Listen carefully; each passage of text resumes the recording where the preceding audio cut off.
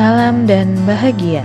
Saya akan memaparkan aksi nyata saya pada modul 2.1, yaitu implementasi pembelajaran berdiferensiasi di kelas.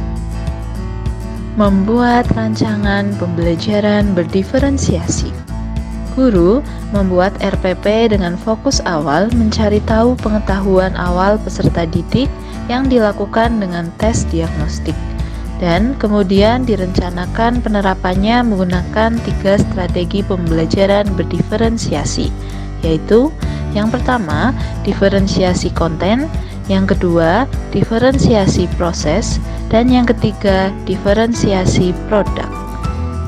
Pelaksanaan pembelajaran berdiferensiasi meliputi kegiatan pendahuluan, kegiatan inti, dan kegiatan penutup. Kegiatan pendahuluan. Guru menyapa peserta didik. Guru dan peserta didik berdoa sebelum memulai pembelajaran. Guru mengecek kehadiran peserta didik. Guru mengecek kesiapan belajar peserta didik, kemudian melakukan tes diagnostik awal untuk mengetahui kesiapan belajar peserta didik.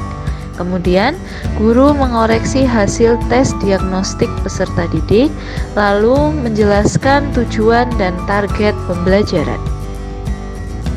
Pembagian kelompok berdasarkan hasil dari tes diagnostik. Berikut adalah rekap hasil tes diagnostik dan kategorinya. Kegiatan inti. Yang pertama adalah strategi pembelajaran diferensiasi konten. Guru meminta peserta didik berkelompok sesuai dengan hasil tes diagnostik. Guru menyajikan tantangan berupa contoh cerita pada kehidupan sehari-hari. Guru mengarahkan peserta didik berpikir kritis dengan pembagian tingkat kesukaran jawaban sebagai berikut. Untuk kelompok slow, menyebutkan variabel yang dimisalkan.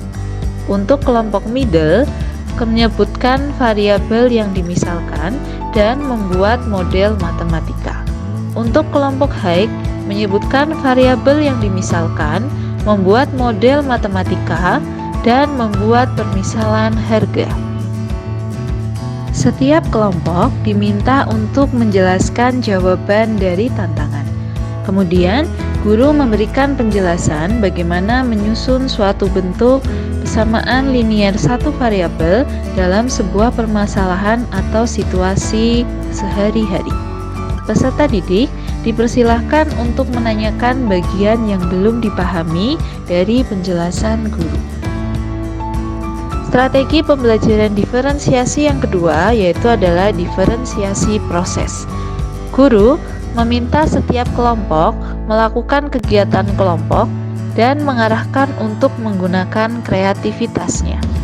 Setiap kelompok membuat satu buah contoh situasi dalam kehidupan sehari-hari yang bisa dinyatakan dalam bentuk persamaan linier satu variabel beserta jawaban dari contoh-contoh yang dibuat. Setiap kelompok meminta kelompok lain untuk menyelesaikan contoh-contoh yang telah dibuat dengan skema sebagai berikut. Kelompok slow, kelompok 1 mengerjakan contoh kelompok 2, kelompok 2 mengerjakan contoh kelompok 1 dengan cara menyebutkan variabel yang dimisalkan. Kemudian untuk kelompok middle, kelompok 1 mengerjakan contoh kelompok 2, kelompok 2 mengerjakan contoh kelompok 1 dengan cara menyebutkan variabel yang dimisalkan dan membuat model matematika. Untuk kelompok high, kelompok 1 mengerjakan contoh kelompok 2, kelompok 2 mengerjakan contoh kelompok 3, kelompok 3 mengerjakan contoh kelompok 1 dengan cara menyebutkan variabel yang dimisalkan, membuat model matematika, dan membuat permisalan harga. Strategi pembelajaran diferensiasi yang ketiga yaitu adalah diferensiasi produk. Setiap kelompok menuliskan jawaban dari contoh tersebut pada sebuah kertas origami dan ditempel di papan tulis. Setiap kelompok memeriksa hasil dari pekerjaan kelompok lain dan mengonfirmasi jawabannya dengan mempresentasikan di depan kelas. Guru memberikan komentar dan catatan terkait hasil pekerjaan kelompok, serta menyamakan persepsi peserta didik dalam memahami bagaimana menyusun bentuk aljabar. Lalu, guru memberikan asesmen individu untuk menguatkan pemahaman peserta didik pada topik ini. Pada kegiatan penutup, guru mengajak peserta didik untuk menyimpulkan bersama cara menyusun bentuk persamaan linier satu variabel sesuai unsur-unsurnya. Guru menanyakan kepada peserta didik apakah pembelajaran ini menyenangkan dan memberikan respon pada tabel refleksi yang ada pada papan tulis.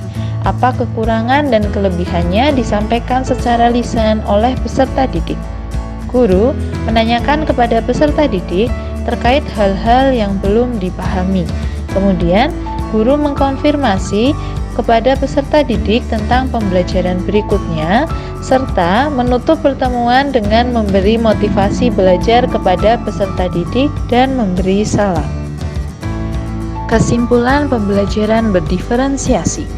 Pembelajaran berdiferensiasi merupakan salah satu solusi dalam memenuhi kebutuhan belajar peserta didik di kelas. Peserta didik akan memperoleh pembelajaran yang bermakna karena mereka belajar sesuai dengan kesiapan belajar mereka. Pembelajaran terasa jauh lebih menyenangkan. Sekian pemaparan aksi nyata saya pada modul 2.1. Terima kasih, salam dan bahagia.